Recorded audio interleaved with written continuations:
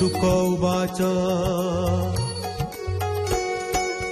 शुण सानंदे कुरु श्रेष्ठ से मृत पुत्रर निकट शोकरे ज्ञान भ्रष्ट होई चित्रकेतु पड़ी अछई नारद अंगिरस दुई मिलिले तार पासे जाई उत्तम वाक्य मान कही बोधु अछंती राजा चाही मो चित्रकेतु नृपवर तुम्बे जा पाई शोक कर तोहर एकी सटई तुही एहार की बाहोई एहार पूर्वे सुत तुही पिता तू केते जन्म होई एबे तुम्हर सुत एही संसार माया अटई जेसने नदी स्रोत जले बालुका न रहे निश्चले संजोग विजोग हुई बालुका भासी जाउथाई तेसने प्राणी जथा काले आसई जाई कर्म बले बीजरु बीज होई नोही प्राणी ही ते मंत अटई ईश्वर माया रे जगत उत्पत्ति नाश सर्वभूत नर अमर आदि जेते चर चरंक सहिते जन्म मरण आग पछ हुई देख तु प्रत्यक्ष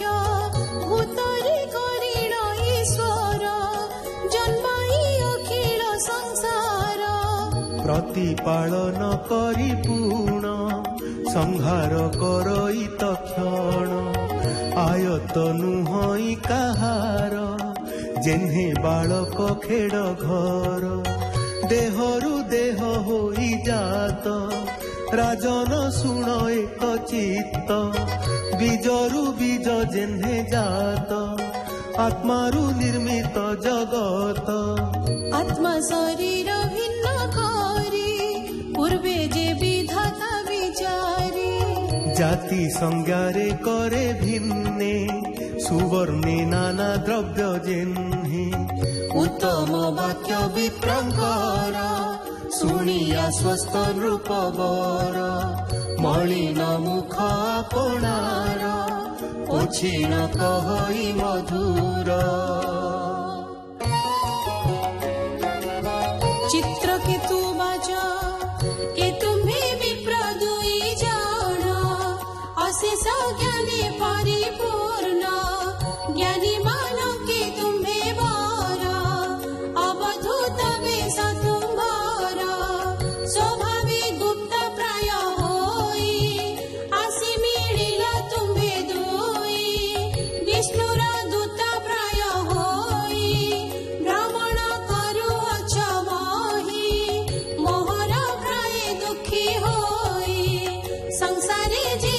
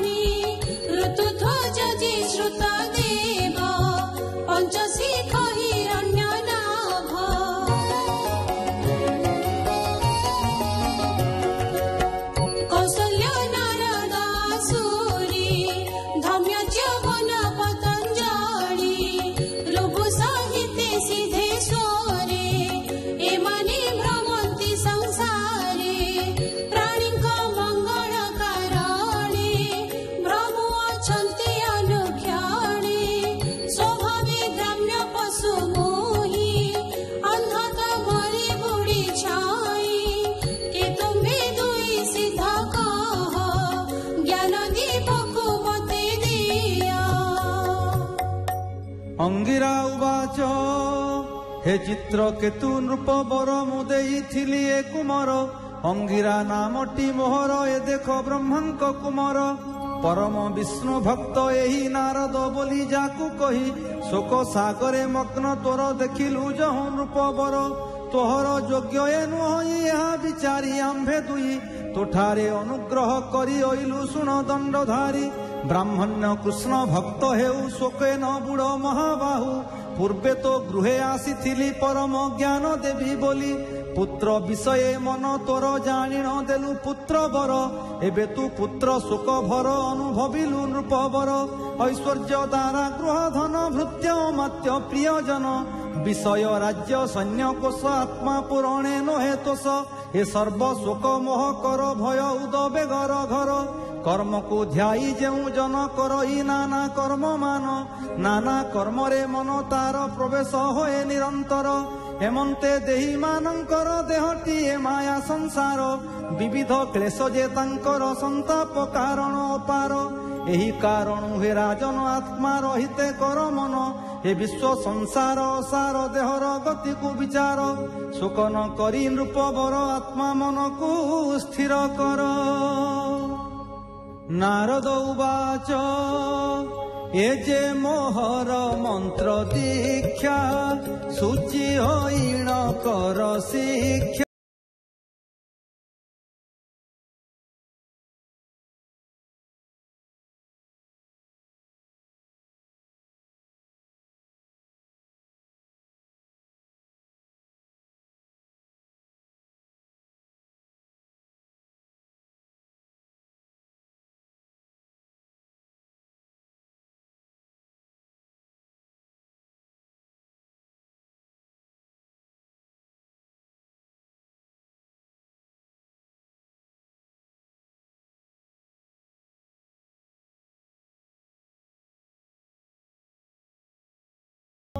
इति श्रीमद्भागवते महापुराणे